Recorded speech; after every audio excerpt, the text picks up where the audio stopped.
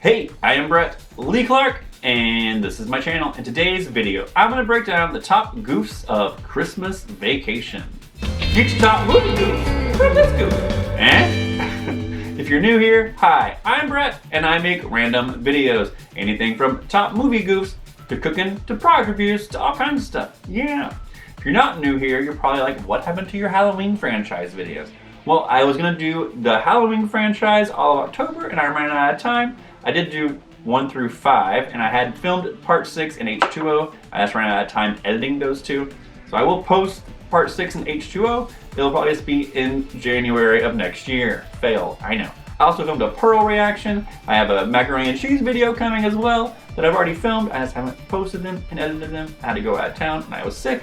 Whole thing. Anyway, let's get into the Christmas Vacation goofs. Normally I do like all the goofs from start to finish, but since I'm crunched for time, I'm doing the top 10-ish of Christmas Vacation. So starting from the beginning, when they have the little road rage scene right before they go get the Christmas tree.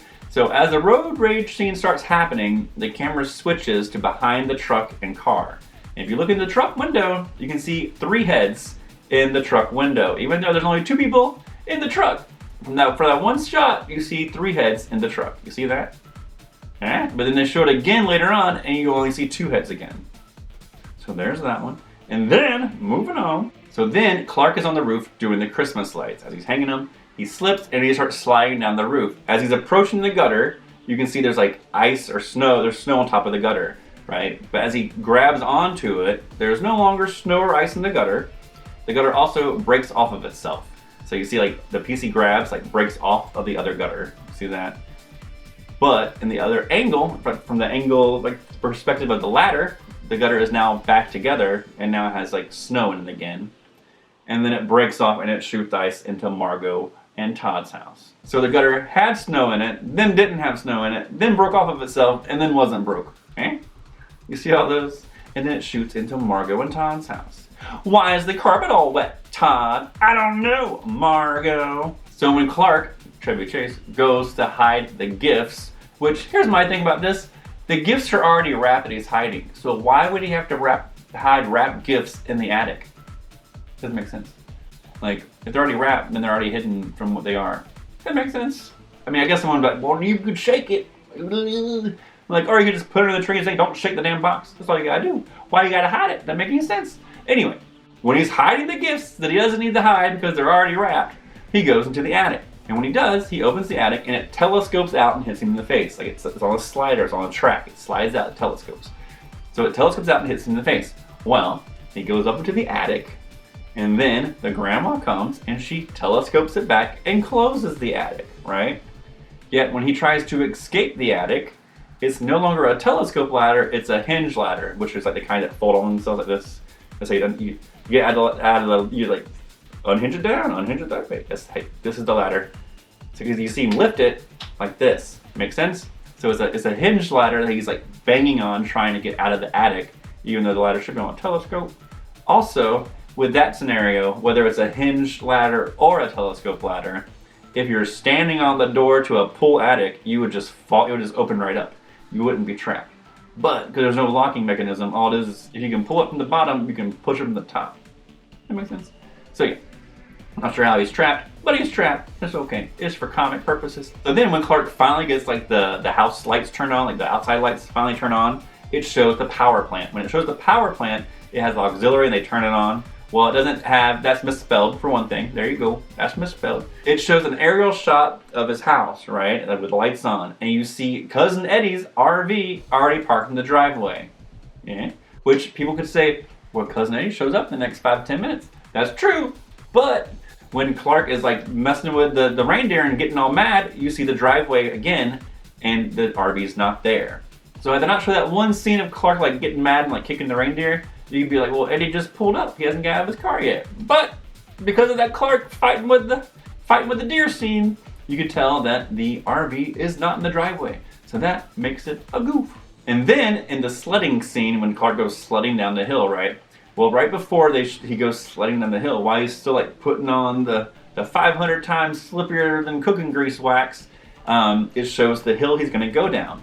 When you look at that hill he's going to go down, you can already see you see like lines that go in the exact same direction as his sled goes, aka the wires and or the pyrotechnic lines, or whatever they're using to make that fire go down that hill, are already in place when they show that shot. You can see the exact path he's going to take before he takes it. Because when he takes it, look, there it is. Same shot. There you go. See? So that is a goof. So this isn't a goof, but it's like one of my favorite scenes in the movie, and I've watched this movie since it came out. I've watched it like multiple times a year, and I probably didn't notice this until like the last 5 years because my friend Adam pointed it out to me. Thank you, Adam. So when they're shopping for dog food and like stuff for Cousin Eddie's kids, Cousin Eddie puts the dog food on the grocery cart, right? The buggy. We call it buggy in the South. So he puts the dog food on the buggy. So as Clark's pushing the buggy, and he grabs another thing of dog food. Right before he grabs that old Roy bag, Clark grabs a thing of light bulbs and sets it down. And then in the next scene, as soon as he sets it down, Cousin Eddie grabs that Walmart the Walmart dog food and crushes the light bulbs. And Clark just keeps going. It's like the funniest scene because you don't notice it and then never draw attention to it. It's just like if you saw it, you saw it. Anyway, there you go. Light bulb getting crushed. If you never noticed it, now you always will. There you go. Thank you, Adam. Okay, so moving on. We're going to skip a lot of scenes I like. But yeah, I like the whole dinner scene. He's just hacking on the bone. Yeah, all those scenes we're going to skip. So when Uncle Louis ignites the tree, right? When he lights the dry tree that's not drank all the water out of. So there's no water in it, and that's why the tree's dry, and that's why the tree ignites. Anyway, when Uncle Louis does that, and it lights up the tree, he then goes outside to cut down a new tree. Well, while he's outside cutting down that new tree, his family comes out, right? Aldrin, Rusty, and Beverly D'Angelo, they all come out, right? So as they're coming out, though, if you look right past Rusty, you can see the other tree that should be at the curb on fire, like, ashes at the curb, is still lit inside the house. You can see the color lights. You see that behind Rusty? Okay. So Clark's in the bathroom with the chainsaw, right? And he exits. As he's exiting, he cuts off the banister, the little wobbly thing of the banister at the top of the stairs. Hold on to that memory. We're going to come back to it in a second. He cuts that off, and it falls down the stairs. So then they bring the Christmas tree inside, and they get it all ready, and they start hearing squirrel noises. Well, Uncle Louis is asleep in the chair, right? When the squirrel jumps out of the tree and lands on the coffee table, Uncle Louis wakes up, and he stands up with the gang. You see him? Standing at the table. And everyone runs out of the living room.